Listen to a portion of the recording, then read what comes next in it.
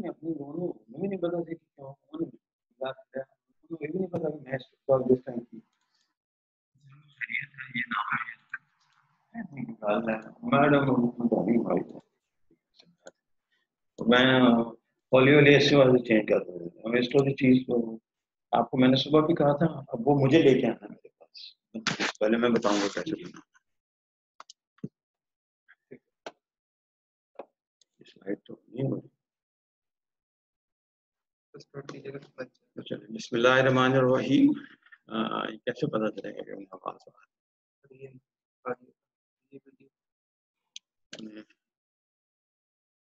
Participant 49 है। अच्छा ये मेरा माइक है। अच्छा ठीक है तो कर लें शुरू।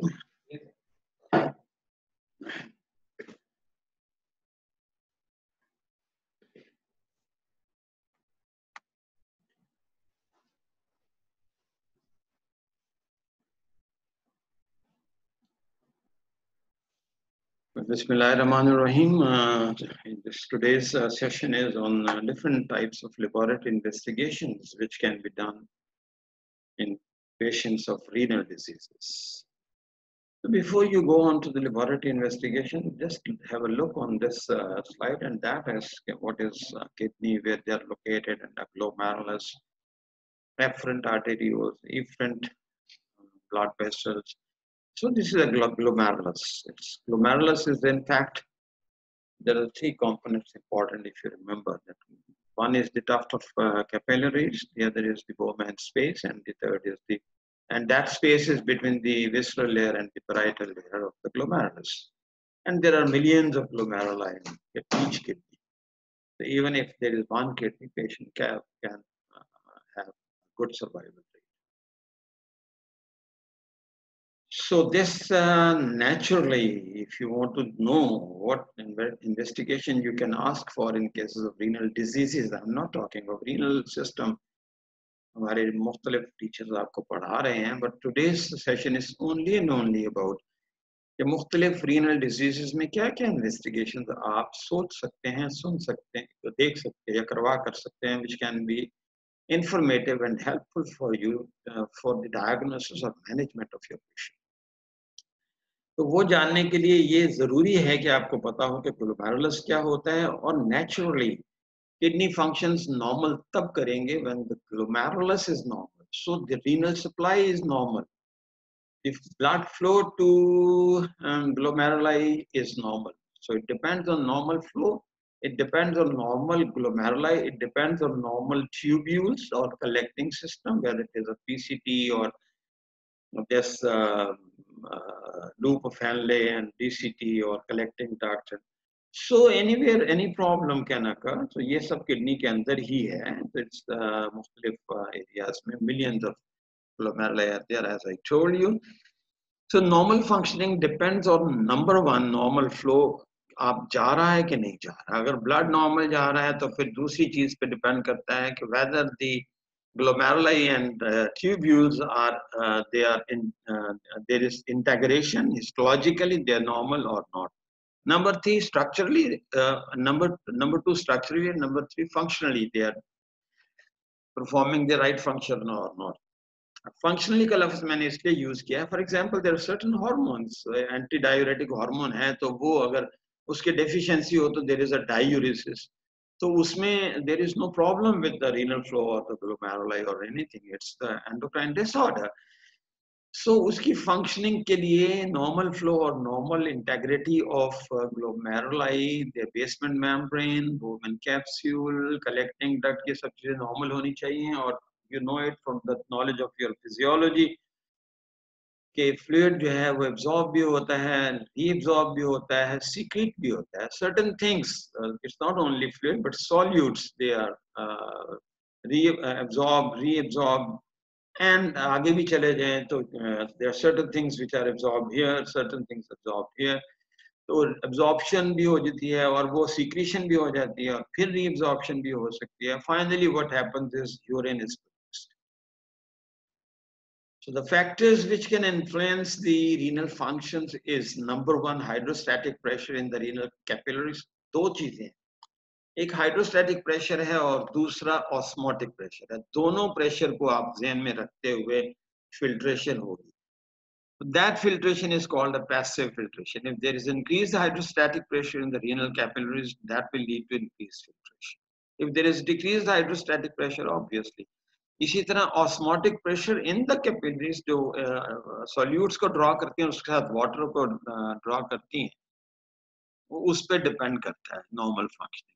तो ये इसे हम पैसिव कहते हैं. पैसिव हमेशा याद रखें तब यूज होता है last when the body has got nothing to do and the physiology plays a role. It's not the if the normal physiology of the body का अल्लाह ताला ने मैकेनिज्म ऐसा बनाया है कि वो normal physiology is functioning, so there is no work done by the body, so you call it passive. Filtration जो है, अब I'm sure you might be knowing it's almost 100 times more filtrate. The whole filtrate is not passed as urine. तो urine तो सिर्फ 1% of the filtrate जो है वो that is passed in the form of urine, otherwise 99% is reabsorb. तो इसका ये मतलब है कि आपके पास रीअब्सॉर्प्शन के लिए भी there are two types of processes. One is called active process, the other is called passive filtration. ये passive filtration is dependent on hydrostatic pressure in the renal capillaries and osmotic pressure in the plasma and tubular fluid. दोनों के आपस के osmotic pressure के balance की वजह से this is passive filtration. और active transport, अब लफ्ज filtration खत्म कर दिया, लफ्ज आ गया है transport, यानी कि वो transport from the tubules और capillaries back to body, इसलिए लफ्ज transport. So transport can be both way, from the body to the fluid which is filtered or from the filter fluid to the body. तो ये इसलिए लफ्ज transport use हुआ है. So active transport जो है वो that depends on this two types, isosmotic and exchange of ions. तो आइसोस्मोटिक उसे कहते हैं, for example iso means same, कि एक सेम डायरेक्शन में ऑस्मोसिस हो रही हो. फॉर एग्जांपल सोडियम जब फिल्टर होता है तो साथ क्लोराइड को ले जाता है और साथ पानी को ले जाता है, that is called isosmotic transport. Exchange of ions का मतलब ये है कि फॉर एग्जांपल पोटेशियम अगर बॉडी को चाहिए तो रिटेन करने के लिए हाइड्रोजन यूरिन में लॉस होता है. So potassium same ions positive, potassium is positive ion and hydrogen is positive ion, so there is an exchange of ion. तो एक फ्लूइड से बॉडी में, ये बॉडी से फ्लूइड में there is exchange, same charge होगा उनके ऊपर, लेकिन जो आइसोस्मोटिक है वो डिफरेंट चार्ज होगा. सोडियम का प्लस होता है, क्लोराइड माइनस होता है, और जब सोडियम क्लोराइड को साथ लेके जाता है तो वाटर को भी साथ लेके जाता है. So this is in fact it is just a little understanding of the knowledge कि ये यूरिन है क्या चीज और उसमें क्या कुछ हो सकता है, and what help you can provide as a pathologist to the physician or surgeons in renal diseases. तो ये थोड़ी सी physiology जानना जरूरी है. The important investigation अक्सर low kidney diseases में one of the most important investigation I will say, or the first investigation is urine. Naturally जब वो फिल्ट्रेशन होगी या ट्रांसपोर्टेशन होगी तो बिलाखिर तो यूरिन बन के पाएगा ना. अब सबसे पहले जो इजी कन्वीनियंट सैंपलिंग है तो वो यूरिन की है. तो urine examination is very very important in renal diseases. तो यूरिन एग्जामिनेशन बहुत इंपॉर्टेंट है रीनल डिजीजेस को इवेल्युएट करने. तो पहला काम, फॉर एग्जांपल आप वार्ड्स में अक्सर you maintain the volume. Patient अगर डिहाइड्रेटेड होगा या ओवर हाइड्रेशन होगी तो it's the volume of the urine, whether the person is has. आता ही पेशेंट आपके पास जो है वो आउटडोर में एज अ केस के जी मुझे पेशाब बहुत आता है और ओलिगूरिया है, एनयूरिया कहते हैं जब पेशाब बिल्कुल बंद होता है, तो ओलिगूरिया और पॉलीयूरिया, और आप पेशेंट को ड्रिप लगा देते हैं जस्ट टू मेंटेन. सो तीन इंपॉर्टेंट फंक्शंस याद रखें. मैं दोबारा वापस पीछे जाता हूँ. One is the kidneys, they have got a very important role in the adjustment of fluid. So fluid adjustment, जब भी फ्लूइड एडजस्टमेंट डिस्टर्ब्ड होगी इसका मतलब ये है कि आपको फ्लूइड को एडजस्ट करना है. डिहाइड्रेशन है तब आपको ड्रिप लगानी है, और अगर ओवर हाइड्रेशन है तो for example in case of renal failure what happens, the kidneys are not functioning, so glomerulus की तरफ जा ही नहीं रहा blood, so there is oliguria, and where is the water going then? Why do you ask certain patients who are suffering from renal disorder कि पानी ज़्यादा नहीं पीना? Because the patient's glomeruli are not functioning, they have fibrosis, तो उसमें problem कोई भी हो, डिजीज कोई भी हो, ट्रीटमेंट आपने डिजीज को डायग्नोसिस करने के लिए करना है, लेकिन मैनेज करने के लिए patient is oliguric. If you start giving infusion or water, so where the water will go, it will go into the into the tissue spaces, edema हो जाएगा उससे, और pulmonary edema अगर हो जाए तो breathless होगा, and you may lose the patient. So what you have to do is you have to give the drugs which are called diuretics. Oncology में आप पढ़ के आए होंगे, तो डायूरेटिक्स दी जाती हैं ताकि वो फ्लूइड जो है वापस ब्लड में जाके यूरिन के रास्ते ज्यादा वो ओलिगुरिया को बेहतर करे, और डायूरेटिक्स दे के आप पल्मोनरी एडिमा को रिड्यूस कर सकते हैं। सो वॉल्यूम को के लिए आप सबसे पहले आप देखते हैं कि पेशेंट का 24 आवर वॉल्यूम कितना है, या उससे पूछ लें, अगर आप सैंपल सिर्फ एक रैंडम सैंपल लेके आया है तो आप उससे पूछें कि आप पेशेंट कितनी दफा, what is the frequency of urine and how much urine you are passing per day. अगर नहीं आता तो उसे कंटेनर दे दें जिसमें वो 24 आवर यूरिन कलेक्ट करके लेके आए, और उसका भी एक मैं I am not going into the details कि वो 24 आवर यूरिन कैसे कलेक्ट करना है, otherwise we will waste a lot of time. Anybody can come to me and ask me how we have to collect 24 hour urine. Urinary pH देखने के लिए hydrogen ions अगर ज्यादा हैं तो एसिडोसिस अगर ब्लड में, और अगर वो hydrogen ion you are losing more hydrogen in urine, तो यूरिनरी पीएच बता देती है आपको वेदर इट इज एसिडिक। और याद रखें यूरिन की पीएच एसिडिक होगी तो there will be crystallization of certain things, for example uric acid. pH acidic हो अगर तो it will favour the crystallization of uric acid, लेकिन अगर एल्कलाइन हो तो it will dissolve uric acid. So urinary pH crystallization of certain solutes के लिए बड़ी important है। The other thing is urinary color. Specific gravity means urine is just a composition of fluid and solutes. वो जो solutes होते हैं वो चाहे यूरिया हो चाहे और बाकी चीजें हो, सोडियम हो, they lead to the osmolality, तो hyperosmolality होगी तो specific gravity ज्यादा होगी, hypoosmolality of urine होगी तो कम होगी। So specific gravity is also very important. That reflects how much solutes are present in the urine, और फिर आपने देखना है कि वो कौन से solutes हो सकते हैं। तो ये तो physical examinations के फायदे हैं। The other thing is sometimes you need bilirubin. Normally urobilinogen is present in urine, but if bilirubin is passing in urine, आमतौर पे conjugated bilirubin is not being passed in the urine as you were told in while you were taught the subject of liver. तो bilirubin आमतौर पे थोड़ी quantity में वो पास नहीं हो सकती because larger molecule, it's only the conjugated bilirubin which can pass. अगर कॉन्जुगेटेड बिलिरुबिन ज्यादा आ जाएगी तो you can have an assessment के क्या वजह है कॉन्जुगेटेड हाइपर बिलिरुबिन नीमिया, और उसकी वजह से यूरिन बिलिरुबिन आने का। So if there is bilirubin is 1+, 2+, 3+, you will ask for estimation of bilirubin level in the blood and then comparison of blood and urine. You can think of some diagnosis. So ये diagnostic help के लिए ये सारी चीजें हैं। इसमें physical examination, chemical examination, glycosuria, diabetic patient में अगर if the patient is passing normally there is no glucose in urine, but if there is glucose is positive, you can label that the patient is maybe diabetic. I use the word maybe because ये कई दफा steps जो होती हैं जिन पे ये test आता है वो थोड़ी सी कम सेंसिटिव होती हैं to tell the diabetes exactly, और दूसरी तरह की शुगर्स भी कई दफा इसे पॉजिटिव हल्का सा रिजल्ट दे सकती हैं। But glycosuria usually reflects that there is the patient is a case of diabetes mellitus, not the diabetes insipidus. तो डायबिटीज मेलाइटिस जिसे आप मीठी डायबिटीज भी आप कहते हैं, So because glucose is there, so glycosuria, अब उसके एनालिसिस में अगर वो 1+ है 2+ है, that can reflect that patient को डायबिटिक कितना है। अब आगे सैंपल कौन सा लेना चाहिए, मिड स्ट्रीम में तो नहीं जरूरत इसमें, you are not doing any bacteriological examination at this very time, you can take a random sample, लेकिन प्रेफरेबल सैंपल जो होता है वो 1 hour आफ्टर मील्स ज्यादा होता है, क्योंकि that is the peak time of hyperglycaemia, and when there is hyperglycemia obviously the glucose will pass in urine, so better sample is that.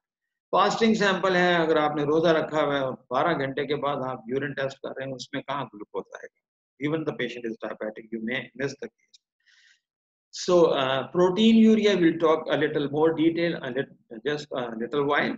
तो ये chemical examination, physical examination of urine के बाद अगला step आता है, ये colour के साथ ये यहाँ पे स्लाइड दिखाई देगी कि if there is a foam, अगर आप थोड़ा सा हिलाएं उसे और उसमें फोम डेवलप हो जाए, that is because of protein. Remember, protein urea is always the foamy urea, और बिलिरुबिन जो है येलो कलर ज्यादा होता है, बाकी नॉर्मल कलर होता है.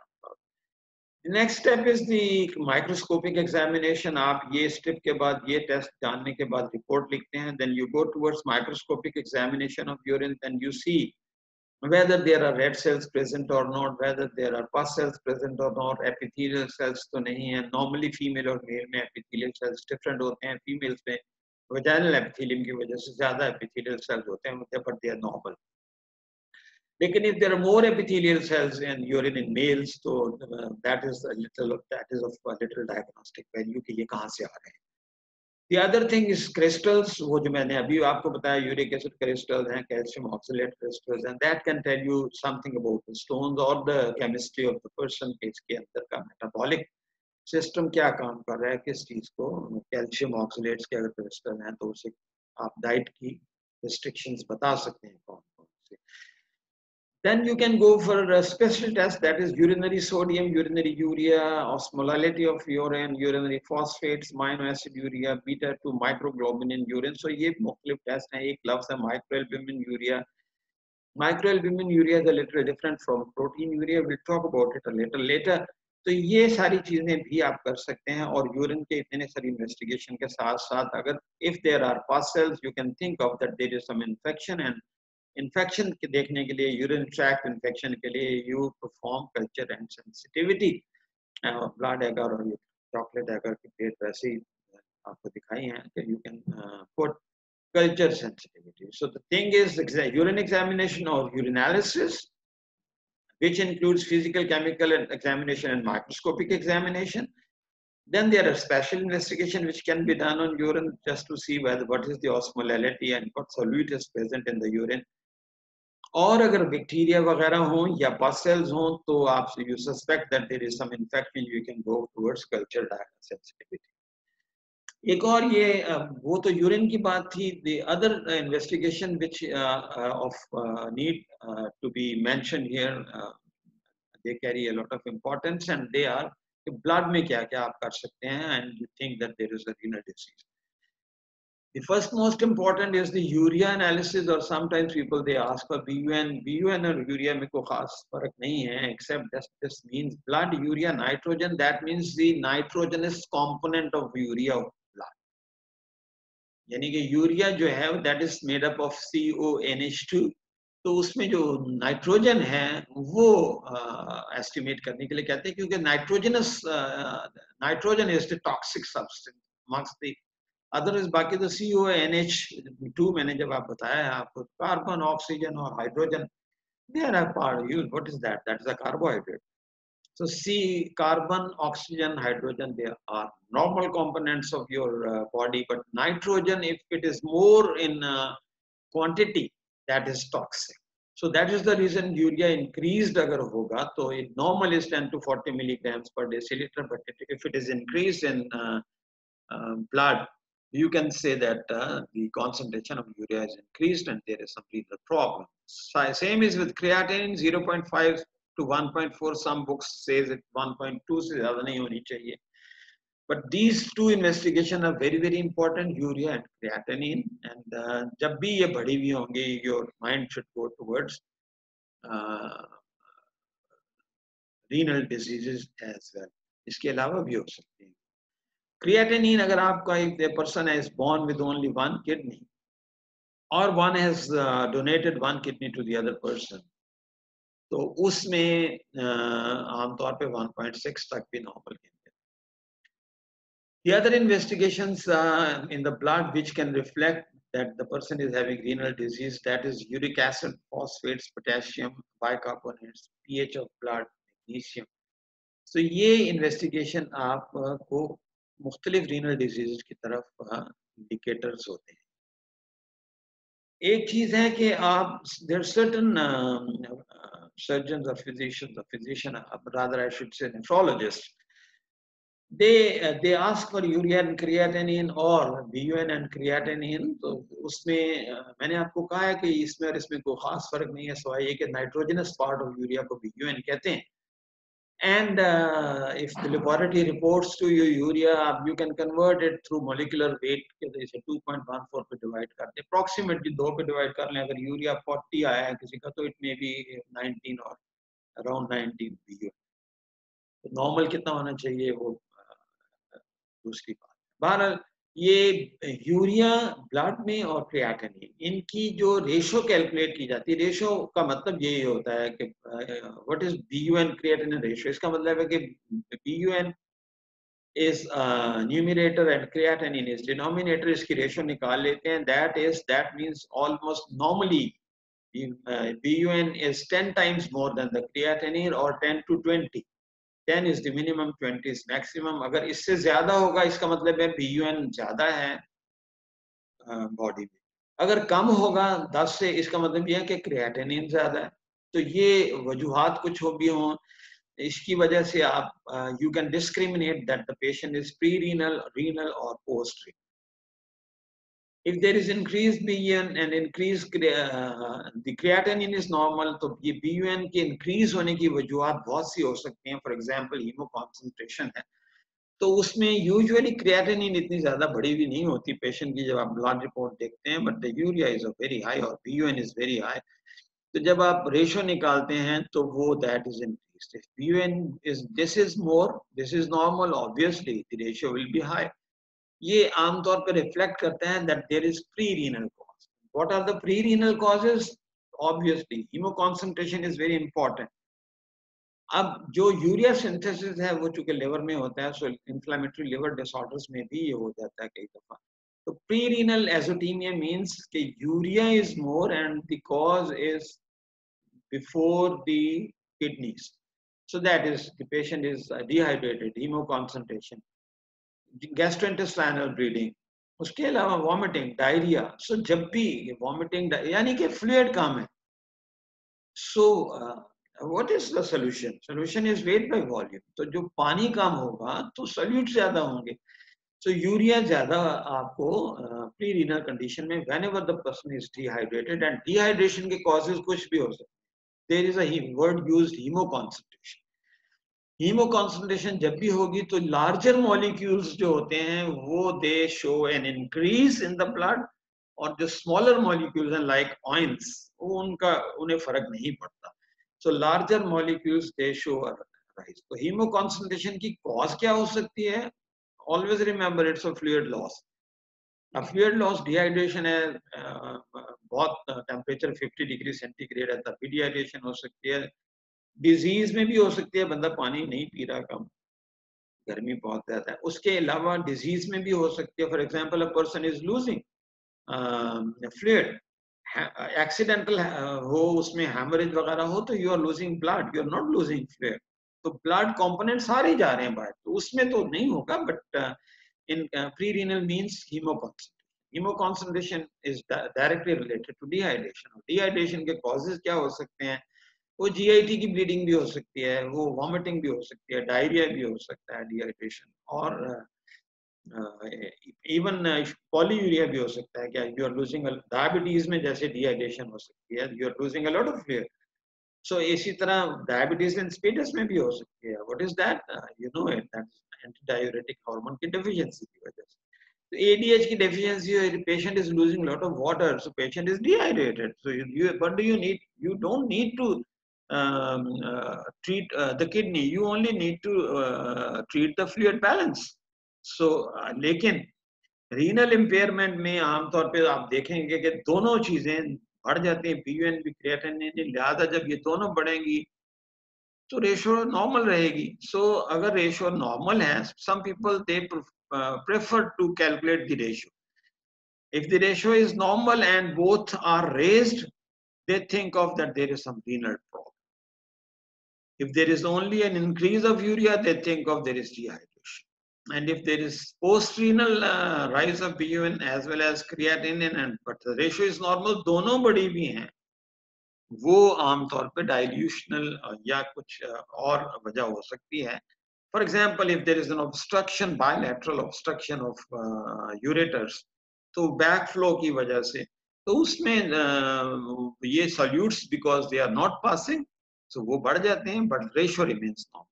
Obviously, if there is a blocked bilateral, दोनों तरफ के ureter में stones हैं, and there is hydronephrosis reflecting in blood chemistry, तो उसमें क्या होगा? यूरिया भी बढ़ा हुआ होगा, क्रिएटिनिन भी बढ़ी हुई होगी, because the patient is not passing urine, तो वो post renal कहलाएगा.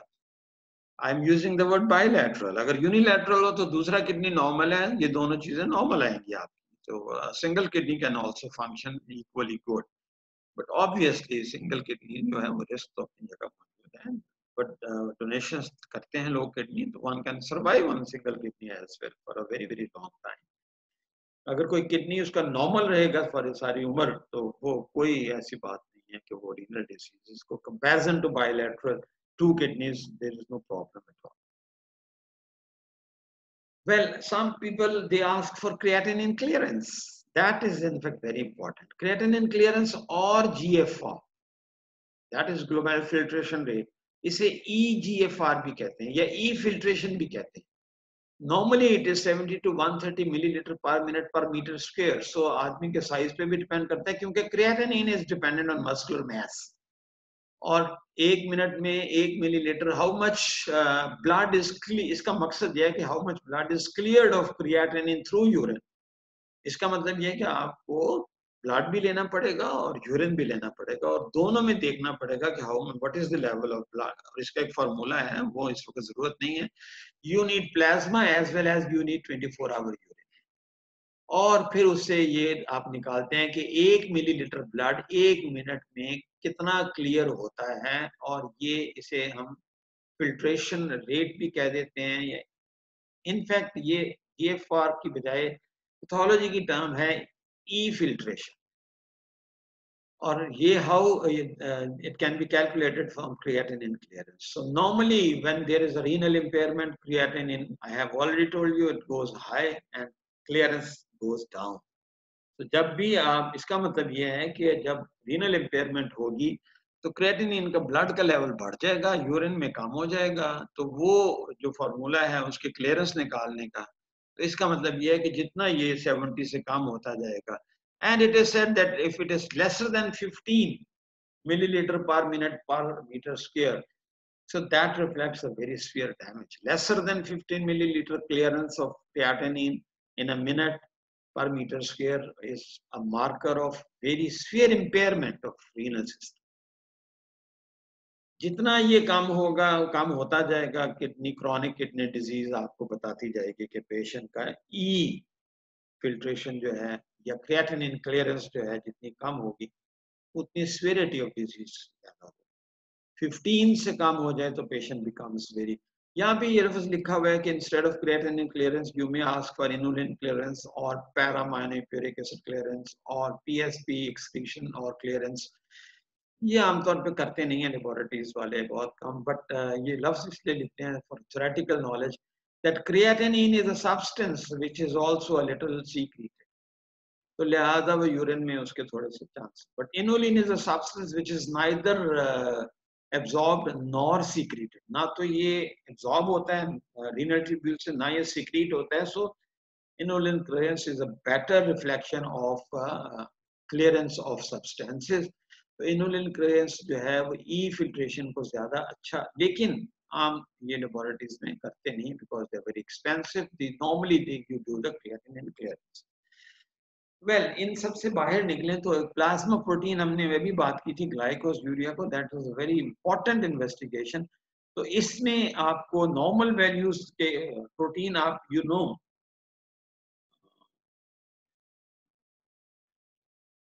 नो वेरी वेल के प्लाज्मा प्रोटीन, टोटल प्रोटीन में there is albumin and there is globulin. तो नॉर्मल वैल्यूज ये लिखी हुई हैं यहाँ, I am not going to the details. The only thing is के याद रखें प्लाज्मा प्रोटीन करवाई जाती in kidney cases as well as you also calculate the albumin globulin ratio.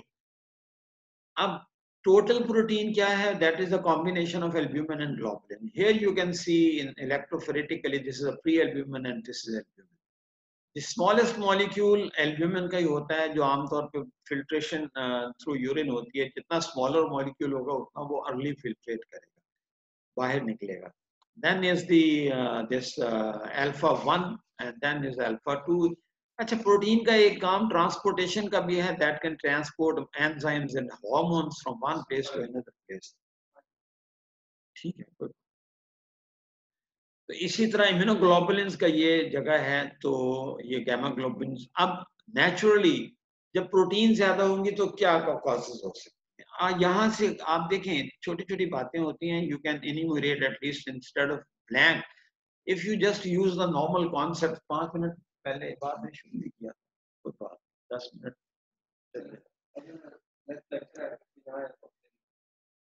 है नेक्स्ट लेक्चर।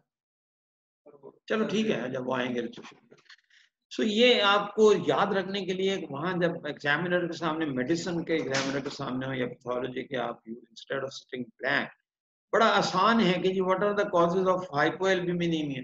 अब बात सादी सी है कि एल्ब्यूमिन ग्लोबुलिन रेशियो है, इसमें या तो एल्ब्यूमिन कम होगी या ग्लोबुलिन ज्यादा होगी, तो वो एल्ब्यूमिन कम आ जाएगी रेशियो।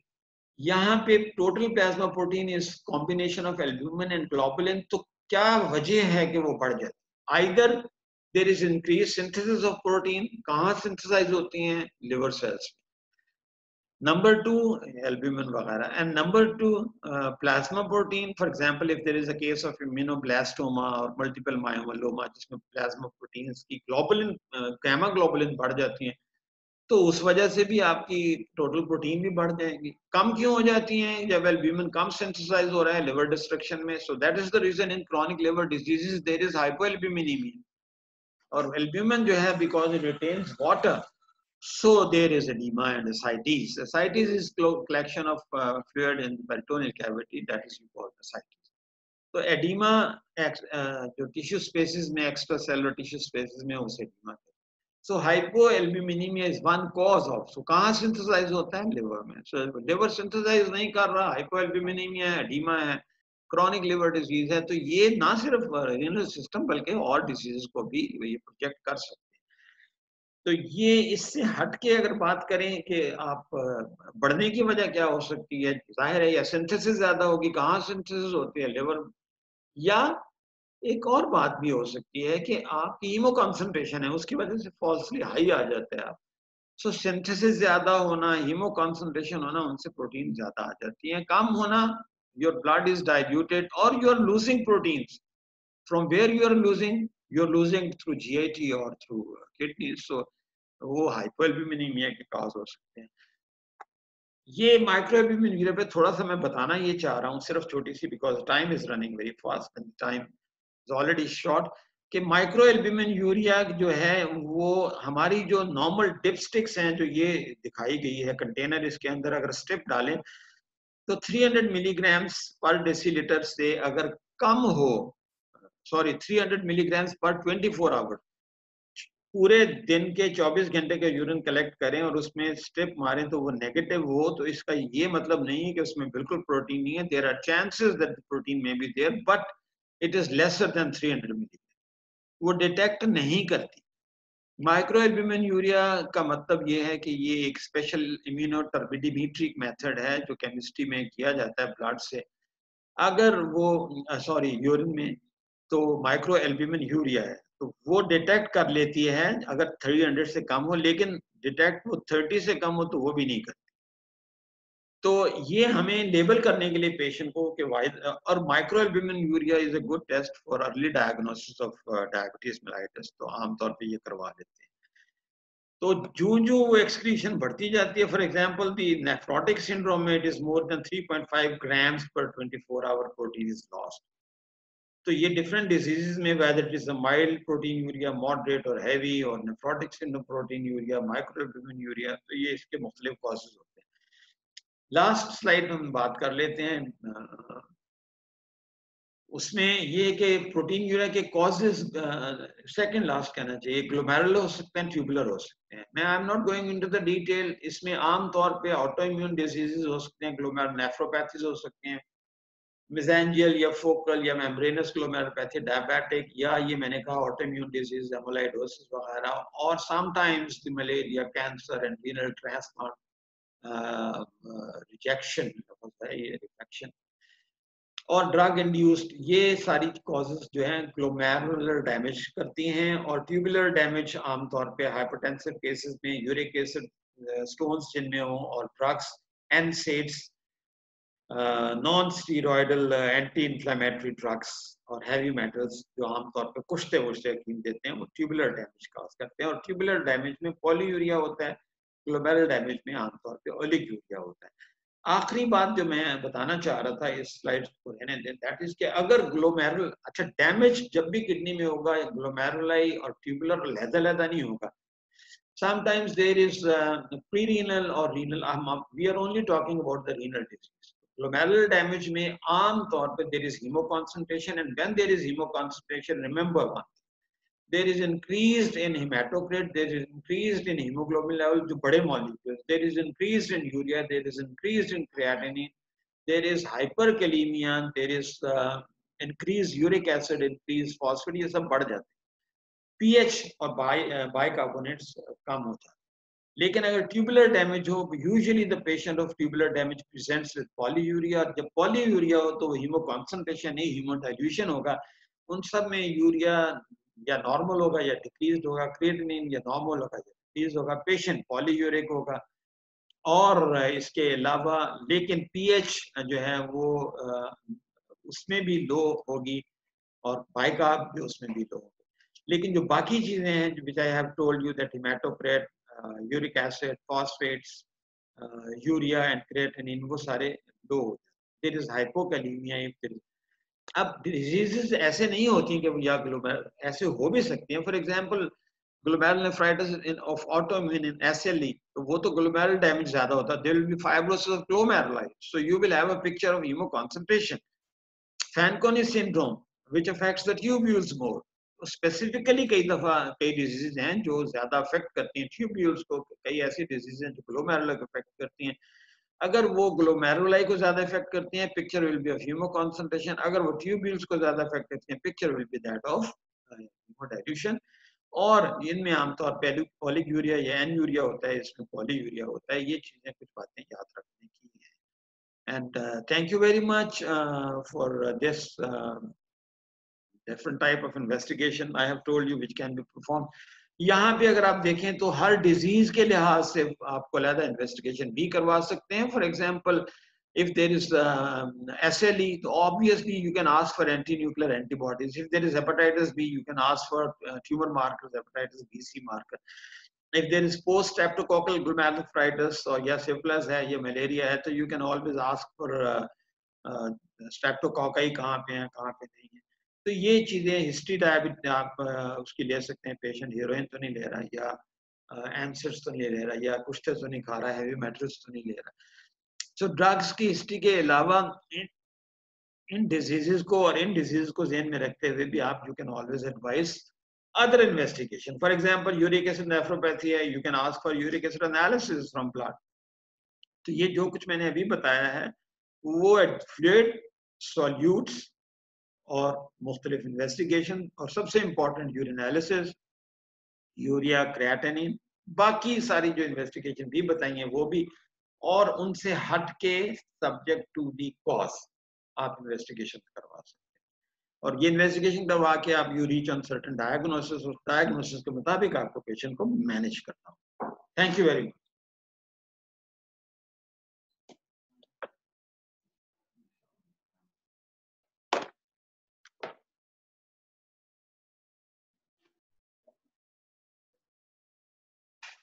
कौन सा लेक्चर